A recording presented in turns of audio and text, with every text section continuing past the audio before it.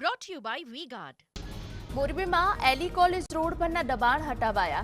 Railway તંત્ર દ્વારા હદમાં આવતા વિસ્તારમાં દબાણો દૂર કરવાની કામગીરી હાથ ધરાઈ. રેલવે તંત્રની હદમાં કાચા દબાણ અને કેબિનો હટાવાઈ હતી. 44 જેટલા દબાણો દૂર કરી જગ્યા ખુલ્લી કરવામાં આવી. ડાંગમાં નદી સરોવર ધોધ સહિત જળાશયો પર નાહવા પર પ્રતિબંધ.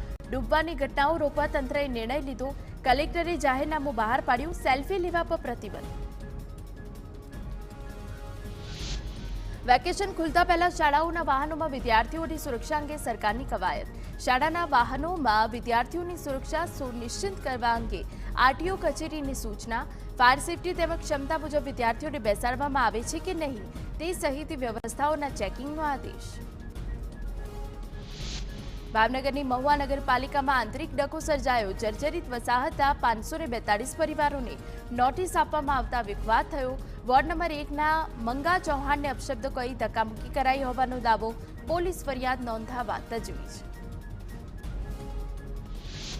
અમદાવાદમાં 12 જૂન સુધી શાળાઓમાં વેકેશન છે અને 13 જૂનથી શાળાઓ શરૂ થશે. ઉનાળુ વેકેશન લંબાવવાની કોઈ સૂચના આપી નથી. અમદાવાદ જિલ્લા શિક્ષણ અધિકારીની સ્પષ્ટતા. વાલીઓએ અફવા કે ખોટી માહિતીમાં ધ્યાન આપવું નહીં. અગાઉ શાળા સંચાલકે વેકેશન લંબાવવાની માંગ કરી હતી. Brought to you by V-Guard.